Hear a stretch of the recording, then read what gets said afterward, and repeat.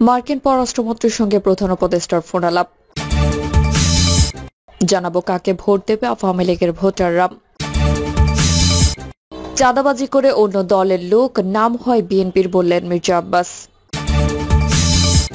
হাসিনাকে ফেরাতে 6 আগস্ট ভারতীয় দূতাবাসে ঘেরাও করবে জাগপা। এবং সর্বশেষে জানাবো বাংলাদেশের গণতান্ত্রিক প্রক্রিয়ায় চীনের মনোভাব পজিটিভ।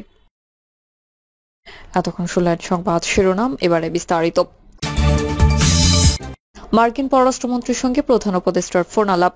মার্কিন পররাষ্ট্রমন্ত্রী মার্কো রুবিও বাংলাদেশের প্রধান উপদেষ্টা অধ্যাপক ডক্টর মোহাম্মদ ইউনূসের সঙ্গে টেলিফোনে কথা বলেছেন। সোমবার সন্ধ্যা 7:30টায় মার্কিন পররাষ্ট্রমন্ত্রী ও প্রধান উপদেষ্টার মধ্যে ফোনালাপ অনুষ্ঠিত হয়। প্রধান উপদেষ্টার প্রেস সচিব শফিকুল আলম বিষয়টি নিশ্চিত করেছেন। তিনি জানান, দুইজনের মধ্যে 15 মিনিটের কথোপকথন ছিল সৌহার্দ্যপূর্ণ এবং গঠনমূলক, যা দুই দেশের মধ্যে চমৎকার দ্বিপাক্ষিক সম্পর্কের প্রতিফলন। কাকে ভোট দেবে আওয়ামী লীগের ভোটাররা? বাংলাদেশের রাজনীতিতে এক ঐতিহাসিক সন্ধিক্ষণের মুহূর্ত এখন। আওয়ামী লীগের কার্যক্রম নির্বাহী আদেশে নিষিদ্ধ, নিবন্ধন স্থগিত, নেতৃত্বের বড় অংশ বিদেশে কিংবা কারাবন্দী। অথচ এই দলের লাখ লাখ সমর্থক এখনো দেশে আছেন, নিশ্চুপ কিন্তু নির্ধারক। সেই নীরব ভোটাররা কাকে ভোট দেবেন তা নিয়েই রাজনৈতিক মহলে উত্তেজনা তুঙ্গে। লন্ডনে বিএনপির ভারপ্রাপ্ত চেয়ারম্যান তারেক রহমান ও প্রধান উপদেষ্টা মোহাম্মদ ইউনূসের 1-to-1 বৈঠকের পর নির্বাচন কমিশনের আচরণ ও প্রস্তুতিতে স্পষ্ট হয়েছে নির্বাচন ঘনিয়ে এসেছে। নির্বাচন কমিশন ইতিমধ্যে সেপ্টেম্বরের মধ্যে সব নির্বাচনী উপকরণ প্রস্তুতের নির্দেশ দিয়েছে এবং ডিসেম্বরে তফসিল ঘোষণার পরিকল্পনা করেছে। কিন্তু মূল প্রশ্নটা ভোটারদের ঘিরেই, বিশেষ করে আওয়ামী ঘরানার ভোটারদের নিয়ে। বিএনপির মনে হচ্ছে আওয়ামী লীগের অনুপস্থিতিতে স্বাভাবিকভাবেই তাদের ভোটাররা এবার তাদের দিকেই ঝুঁকবে। কিন্তু বাস্তবতা কি এতটা সহজ? আওয়ামী সমর্থকেরা ধর্মভিত্তিক দলের প্রতি অনাস্থাশীল, আবার বামপন্থীদের জয়লাভের সম্ভাবনা না থাকলে সেদিকেও আগ্রহ কম। ফলে বিএনপি একমাত্র লাভবান হবে এমনটা নিশ্চিত বলা যাচ্ছে না। বড় সমস্যা হলেও রাজনৈতিক ঐকমত্যের অভাব। অন্তর্বর্তী সরকারের উদ্যোগে গঠিত জাতীয় ঐকমত্য কমিশন বেশ কয়েক দফা বৈঠক করেও মৌলিক বিষয়ে একমত হতে পারেনি। সংবিধানের মূল নীতি, রাষ্ট্রপতি পদ, মন্ত্রীর ক্ষমতার ভারসাম্য, 70 অনুচ্ছেদের পরিবর্তন, জাতীয় সাংবিধানিক কমিটি, এসব নিয়ে নানা মতভেদ রয়ে গেছে। বিএনপি কিছু সংস্কার মানতে রাজি হলেও শর্ত সাপেক্ষে। ইসলামী দলগুলো আবার একদল বহুত্ববাদের বিরুদ্ধে, আরেক দল চাই সংবিধানের আগের রূপ ফিরিয়ে আনতে। এদিকে জামাত ইসলামের রাজনীতিতে প্রত্যাবর্তন এই নির্বাচনে বড় চমক। আগে যাদের নিবন্ধন বাতিল হয়েছিল এখন তারাই 296টি আসনে প্রার্থী দিয়ে গিয়ে তুলনায় বিএনপির অনেক আসনে একাধিক প্রার্থী নিয়ে দ্বিধাই। অন্যদিকে ইসলামী আন্দোলন ও এনসিপির মতো দলগুলো নিজেদের অবস্থান স্পষ্ট না করলেও জামাত স্বতন্ত্রভাবে ও সুসংগঠিতভাবে মাঠে নামছে। তবে বড় প্রশ্ন রয়ে গেছে, আওয়ামী সমর্থকরা ভোট দেবে তো? ভোট কেন্দ্রে না গেলে নির্বাচনে অংশগ্রহণ কতটা বৈধতা পাবে? জাতিসংঘের আবাসিক প্রতিনিধি কোয়েন লুইসের মতে, আওয়ামী লীগ না থাকলেও যদি জনগণের অংশগ্রহণ নিশ্চিত হয় তবেই নির্বাচন অন্তর্ভুক্তিমূলক বলে বিবেচিত হতে পারে। অর্থাৎ অংশগ্রহণ বাড়ানোর দায় নির্বাচন কমিশনের কাঁধে। তথ্য বলছে 1991 থেকে 2008 পর্যন্ত বিএনপি ও আওয়ামী লীগের ভোটে খুব একটা ব্যবধান ছিল না। দুই পক্ষের ভোটের পার্থক্য কখনো 1%-এর নিচে, কখনো 8 থেকে 10%-এর মধ্যে ঘোরাফেরা করেছে। এর মানে ভোটারদের মুডই ঠিক করবে কে জিতবে। বিএনপি আশাবাদী এবার তারা আওয়ামী ভোটারদের ভোট পাবে। কিন্তু প্রশ্ন হলো, তারা কি নিঃশর্তভাবে বিএনপির ঘরে ঢুকবে, নাকি ভোট দান থেকে বিরত থাকবে, নাকি অন্য কোনো বিকল্পের দিকে তাকিয়ে থাকবে? আওয়ামী সমর্থকরা ভোট দিলে নির্বাচন অন্তর্ভুক্তিমূলক হবে, না দিলে বৈধতার প্রশ্ন উঠবে। আর তারা কাকে ভোট দেয় সেটাই ঠিক করবে পরবর্তী শাসক কে হবে। তাই বলেছে, আওয়ামী লীগের অনুপস্থিতিতে নির্বাচনের ভাগ্য এখন নির্ভর করছে সেই অনুগত কিন্তু সদ্য বিচারহীন এক জনসমষ্টির উপর, যাদের ভোটই হতে পারে এই নির্বাচনের গেম চেঞ্জার। চাঁদাবাজি করে অন্য দলের লোক, নাম হয় বিএনপির, বললেন মির্জা আব্বাস। চাঁদাবাজি করে বিএনপির নাম দেওয়া হচ্ছে। চাঁদাবাজির প্রতিহত করতে নেতাকর্মীদের নির্দেশ দেওয়া হচ্ছে বলে জানিয়েছেন বিএনপির স্থায়ী কমিটির সদস্য মির্জা আব্বাস। তিনি বলেন, কেউ চাঁদাবাজি করলে ধরে পুলিশে দেওয়ার পরামর্শ দেন তিনি বলেন, কিছু কালপ্রিটের কারণে দলের বদনাম হতে পারে।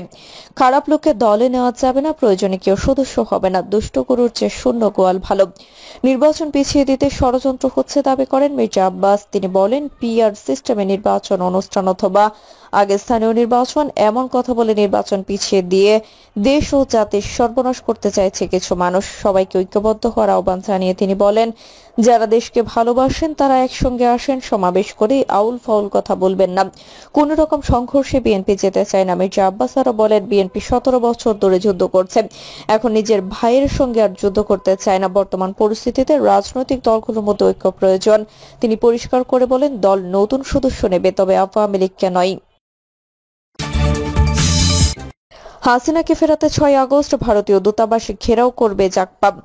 জাগপার সহসভাপতি ও দলীয় মুখপাত্র রাশেদ প্রধান বলেছেন, শেখ হাসিনা বাংলাদেশের প্রধানমন্ত্রী ছিলেন না, বরং বাংলাদেশকে ভারতের করত রাজ্য বানিয়ে ভারতের মুখ্যমন্ত্রীর দায়িত্ব পালন করতেন। গণহত্যাকারী ফ্যাসিস্ট শেখ হাসিনাকে রাষ্ট্রীয় মর্যাদায় দিল্লি সরকার আশ্রয় দিয়ে তাই প্রমাণ করেছে। ভারতে পলাতক ফ্যাসিস্ট হাসিনাকে ভারতে আশ্রয় দেওয়ার প্রতিবাদে ও তাকে ফেরতের দাবিতে আগামী 6 আগস্ট ঢাকায় অবস্থিত ভারতীয় দূতাবাস ঘেরাও সহ একাধিক কর্মসূচি ঘোষণা করেছে জাতীয় গণতান্ত্রিক পার্টি। তিনি বলেন, গণহত্যাকারী শেখ হাসিনাকে আশ্রয় প্রদান, সীমান্তে হত্যা, ভূমি দখল, অবৈধ পশিন পানির ন্যায্য হিস্যা না দেওয়া, দেশের অভ্যন্তরীণ বিষয় ও নির্বাচনে হস্তক্ষেপ সহ সব বিষয়ে ভারতীয় আগ্রাসন রুখে দিতে হবে।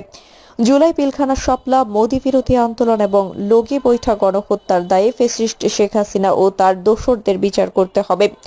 গুম খুন, হামলা, মামলা, লুটের, অর্থ পাচারকারী ও অপরাজনীতির অশুভ শক্তি সন্ত্রাসী সংগঠন আওয়ামী লীগের বিচার করতে হবে। এই সময় জুলাই গণঅভ্যুত্থান স্মরণে আগামীর বাংলাদেশ গড়ার লক্ষ্যে জাগপার কর্মসূচি ঘোষণা করেন তিনি। কর্মসূচিগুলো হলো, জুলাই মাসের প্রথম দিন অর্থাৎ 1 তারিখ জুলাই শহীদদের স্মরণে এবং জুলাই মাসের শেষ দিন অর্থাৎ 31 তারিখ জুলাই আহতদের স্মরণে দোয়া মাহফিল অনুষ্ঠিত হবে। জুলাই মাসের বাকি 29 দিন ভারতীয় আগ্রাসনের বিরুদ্ধে গণহত্যার দায়ে ফ্যাসিস্ট শেখ হাসিনা ও তার দোসরদের বিচার এবং সন্ত্রাসী সংগঠন আওয়ামী লীগের বিচারের দাবিতে 8টি বিভাগীয় শহর এবং জাগপার 20টি সাংগঠনিক জেলায় গণসংযোগ ও লিফলেট বিতরণের মাধ্যমে গণসচেতনতা সৃষ্টি করা হবে। এছাড়াও আগস্ট মাসের 5 তারিখ শেখ হাসিনা ও আওয়ামী দুঃশাসনের হাত থেকে মুক্তি অর্থাৎ বাংলাদেশের নাজাত দিবসের শুকরান নামাজ পড়া হবে।